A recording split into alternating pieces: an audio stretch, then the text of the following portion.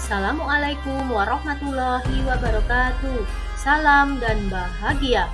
Saya Febrianingsih, guru di UPTD SMP Negeri 2 Sukadana, calon guru penggerak Angkatan 10 Kabupaten Lampung Timur. Kali ini saya akan memaparkan kesimpulan dan refleksi pemikiran Ki Hajar Dewantara pada tugas 1.1.A.8 koneksi antar materi, kesimpulan dan refleksi modul 1.1. Saya akan merefleksi diri saya dengan 3 pertanyaan. Pertanyaan yang pertama, apa yang saya percaya tentang murid dan pembelajaran di kelas sebelum saya mempelajari modul 1.1? Pertanyaan yang kedua, apa yang berubah dari pemikiran dan perilaku saya setelah mempelajari modul ini? Pertanyaan yang ketiga, apa yang segera saya terapkan agar kelas saya mencerminkan pemikiran Ki Hajar Dewantara? Untuk pertanyaan yang pertama, yang saya percaya tentang murid dan pembelajaran di kelas sebelum saya mempelajari modul 1.1, yaitu yang pertama, guru mendominasi pembelajaran.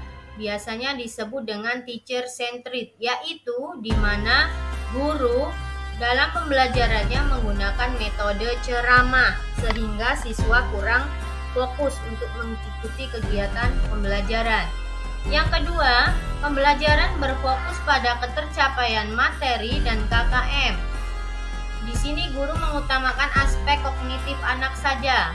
Yang ketiga, guru kurang memahami karakteristik anak. Di sini saya menuntut siswa agar belajarnya sesuai arahan saya tanpa memahami keinginan belajar anak tersebut. Yang keempat, siswa pasif dan motivasi belajar rendah. Suasana kelas yang terlihat tenang, siswa hanya duduk, diam mendengarkan penjelasan dari saya.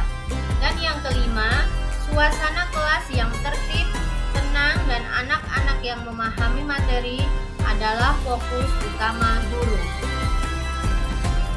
Perubahan dari pemikiran dan perilaku saya setelah mempelajari modul ini yaitu guru bukan satu-satunya sumber belajar.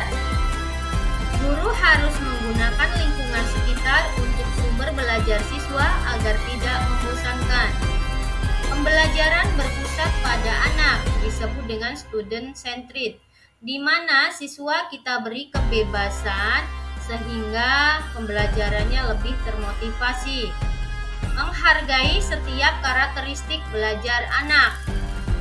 Dalam merubah perilaku, yaitu yang pertama mengemas pembelajaran lebih menarik agar motivasi belajar siswa meningkat. Memberikan kebebasan kepada anak untuk menyelesaikan tugas sesuai bakat, minat, dan kreativitas masing-masing.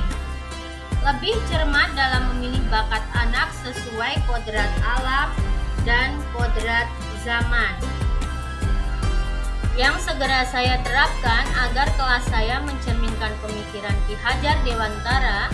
Yang pertama, merancang pembelajaran yang inovatif dan menyenangkan dengan melibatkan peserta didik. Yang kedua, menerapkan pembelajaran berbasis kearifan lokal dan budaya setempat. Yang ketiga, menerapkan konsep merdeka belajar dan mengintegrasikan setiap pembelajaran dengan pencapaian profil pelajar Pancasila. Yang keempat, pembelajaran yang mengutamakan aspek budi pekerti. Yang kelima, menerapkan sistem AMOM dalam pendidikan yang menuntun, bukan menuntut.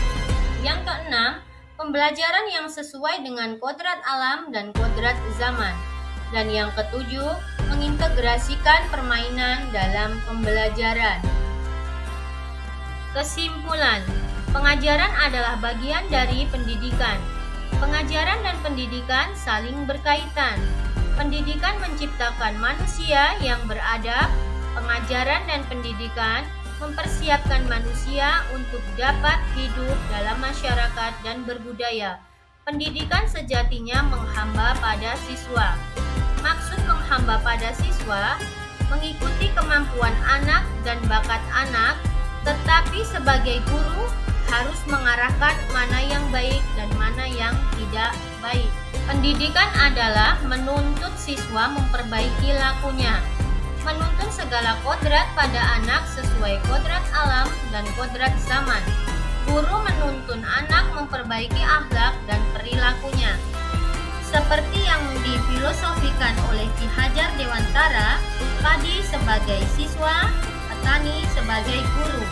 Di mana jika kita merawat dan memupuk tanaman dengan baik, maka tanaman tersebut akan tumbuh subur. Sebaliknya, jika kita merawat tanaman tersebut tidak dengan baik, maka tanaman tersebut tidak akan tumbuh subur. Sekian pemaparan dari saya. Terima kasih. Wassalamualaikum warahmatullahi wabarakatuh.